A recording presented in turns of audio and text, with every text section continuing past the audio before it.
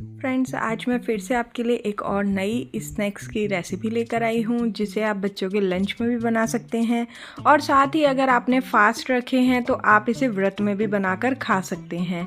ये बहुत ही झटपट भी बन जाती है और साथ में हेल्दी भी रहती है। तो हमने यहाँ पर एक बाउल में साबूदाना सोक किए थे जिन्हें हमने अच्छे से वॉश कर लिया था और एक बाउल पानी से ही हमने इसको भिगोया है।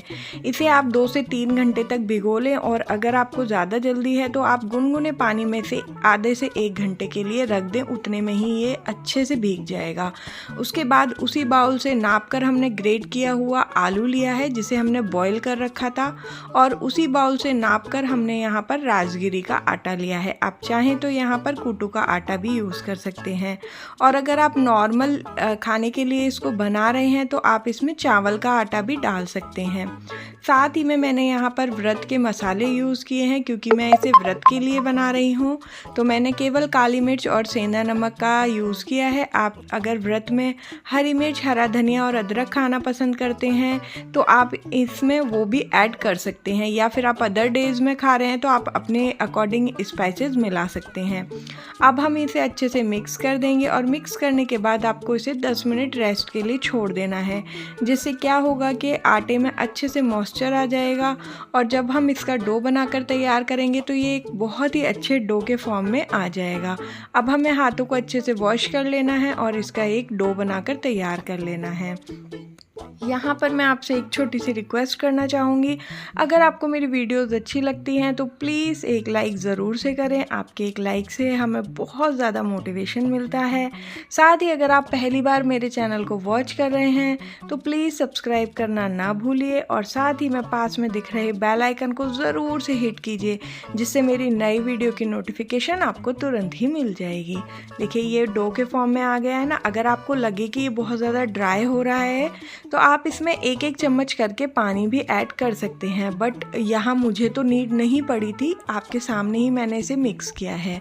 अब हम इसे मनचाहे शेप में बना सकते हैं, तो यहाँ पर मैंने राउंड शेप दिया है। आप अगर अप्पम पैन में चाहें तो कम ऑयल में या कम घी में इसको अप्पम पैन में भी बनाकर तैयार कर सकते हैं, उसमें भी ये बहुत अच्छा बनकर तैयार होता है। देखिए इस तरीके से राउंड करके और आप इसे अप्पम पैन में सेक लीजिए, जिस तरीके से हम छोटी छोटी बाटियों को भी सेक सकते हैं। और यहाँ पर मैं डीप फ्राई नहीं कर रही हूँ, आप चाहें तो डीप फ्राई भी कर सकते हैं। मैं यहाँ पर आज शैलो फ्राई करके तैयार करूँगी। तो यहाँ पर देखिए इस तरीके से टिक्की का शेप दूँगी। तो जब हम आलू टिक्की खाते हैं ना मार्केट में, बस उसी तरीके का शेप दिया है। और आप इस तरीके से इसको देखिए कटलेट का भी शेप दे सकते हैं, कबाब या कटलेट कुछ भी बोल सकते हैं, ये भी अच्छा लगता है। तो मैंने आपको यहाँ पर 3 तरीके की शेप्स बता दिए हैं, आपको जो भी अच्छा हो आप वो बनाकर तैयार कर सकते हैं। मैंने यहाँ पर टिक्की की शेप दी है।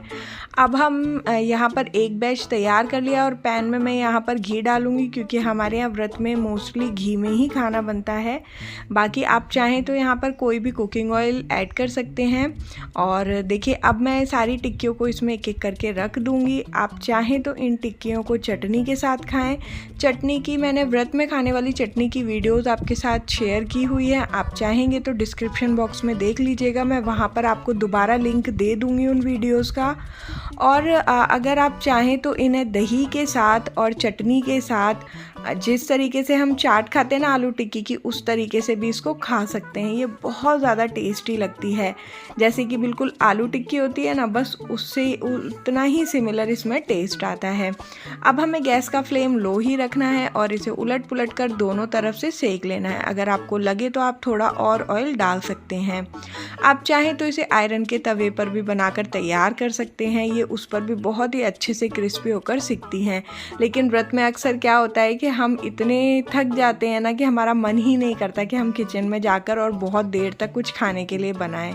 तो आप इसे नॉन स्टिक में बनाइए, झटपट से सिक भी जाती हैं और आप इसे चाय के साथ भी एंजॉय कर सकते हैं।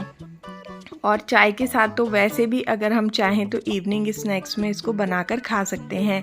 ये बहुत ही हेल्दी रहता है। या फिर आप बच्चों को लंच बॉक्स में कुछ अलग और झटपट बनने वाला रखना चाहते हैं तो इसकी आप रात में ही प्रिपरेशन करके रख लें और सुबह इसे बनाकर बच्चों के लंच बॉक्स में रखें। बच्चे बहुत ही हैप्पी रहेंगे और साथ ही पूरा लंच बॉक्स फिनिश करके आएंगे। तो मैं फिर से आपको एक बार और याद दिलाना चाहती हूँ, अगर आपको मेरी वीडियोज़ अच्छी लगती हैं तो प्लीज़ एक लाइक ज़रूर से करें और मेरे चैनल को सब्सक्राइब करें। साथ ही अपने फ्रेंड्स और नेबर्स के साथ शेयर करें।